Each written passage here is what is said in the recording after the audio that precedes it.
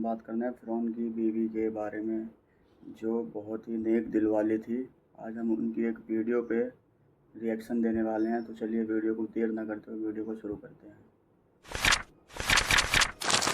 ईमान के खातिर अपनी जान कुर्बान करने वाली एक दिलेर खातून, जिसने मूसा अलैहिस्सलाम की परवरिश की और बचपन में उन्हें फ़िरौन के जुल्म जबर से बचाया। लेकिन जब उस खातून ने अल्लाह पर ईमान लाया तो फ़िरौन ने उसके साथ क्या सलूक किया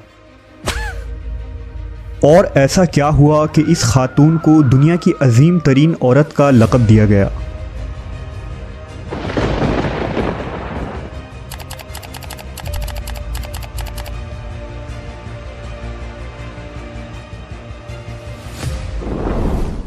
फ़िरौन मिस्र का एक जालिम व जाबिर बादशाह था। उसने मिस्र में आबाद कौम बनी इसराइल को गुलाम बना रखा था और उन पर जुल्म के पहाड़ तोड़ता था। फ़िरौन निहायत ही मगरूर बादशाह था और ख़ुद को लोगों का खुदा और राज़िक कहलवाता था, लेकिन किसी में भी इतनी जुर्रत न थी कि फ़िरौन की मुखालफत कर सके। लिहाजा अल्लाह ने फ़िरौन के ख़ात्मे का इरादा किया तो बनी इसराइल में हज़रत मूसा अलैहिस्सलाम की पैदाइश हुई।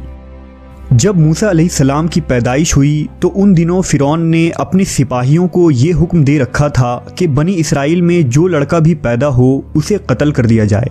लिहाजा इस मुसीबत व आफत के दौर में मजबूरन मूसा अलैहिस्सलाम की वालिदा ने आपको एक संदूक में रखकर संदूक को मजबूती से बंद कर दिया और उसे दरियाए नील में डाल दिया। दरिया से निकलकर एक नहर फ़िरौन के महल के नीचे बहती थी। अल्लाह की कुदरत ये हुई कि ये संदूक दरियाए नील से बहते हुए उस नहर में चला गया। उस वक्त नहर के किनारे फ़िरौन की बीवी आसिया बिनते मुज़ाहिम बैठकर नहर का नज़ारा कर रही थी।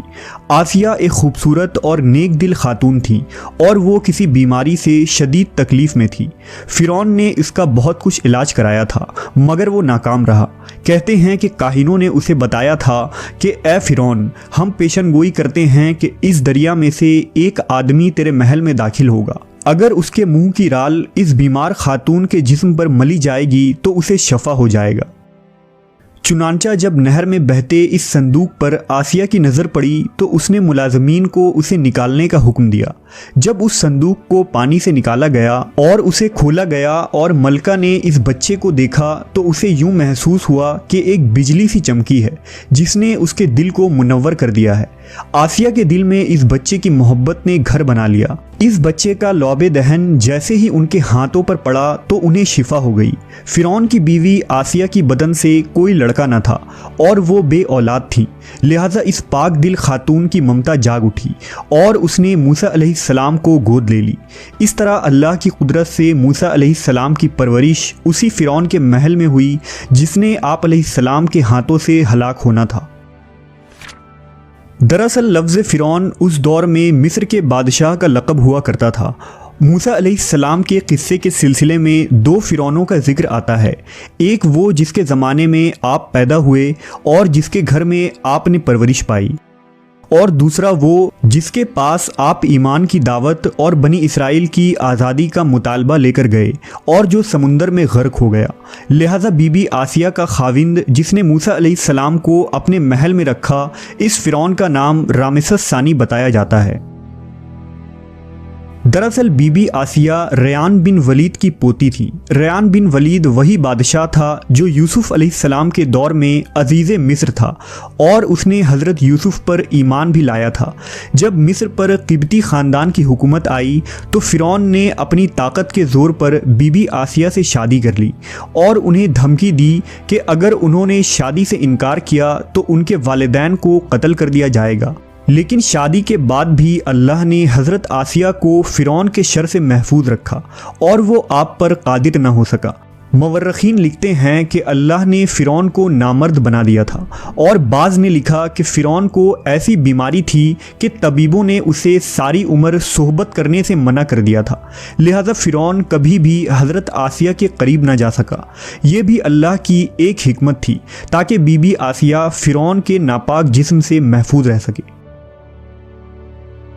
बहरहाल हज़रत मूसा की परवरिश फ़िरौन के महल में किसी शाही फ़र्द या शहज़ादे के मानिंद हुई। हर तरह के आराम व आराइश आपके लिए दस्तयाब थे। लेकिन किब्तियों के दरमियान ज़िंदगी गुजारने के बावजूद मूसा अलैहिस्सलाम फितरी तौर पर उनसे मुख्तलिफ किरदार के मालिक थे। हज़रत मूसा फ़िरौन के गुरूर व तकब्बुर और खुदाई के दावों को नापसंद किया करते थे और हमेशा तौहीद के मुताल्लिक वाज़ह बात किया करते, जो फ़िरौन और उसके दरबारियों को नागवार गुजरती थी।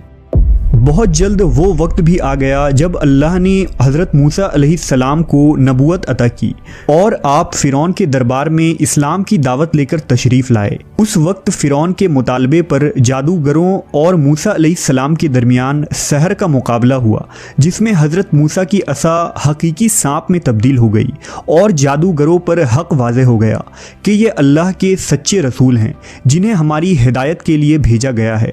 जबकि फ़िरौन अपने अना और गुरूर पर कायम रहा और मूसा अलैहिस्सलाम के दावत का इनकार कर दिया। इसी दरबार में बीबी आसिया भी मौजूद थीं, लिहाजा आपने जब ये सनसनीखेज मंजर देखा तो आपके दिल में फ़ौरन हक का नूर चमक उठा और आप मूसा अलैहिस्सलाम पर ईमान ले आईं। बीबी आसिया फ़िरौन मिस्र की बीवी और मलका थी। आपके पास माल और दौलत की कसरत थी, लेकिन इसके बावजूद आप गुरूर और तकब्बुर का शिकार नहीं थी, बल्कि आपका दिल गरीबों की मोहब्बत से सरशार और उन पर शफ़क़त और मेहरबानी के जज्बे से मामूर था। आप दिल खोल कर उन पर सदका और खैरात किया करती। इसी वजह से आपको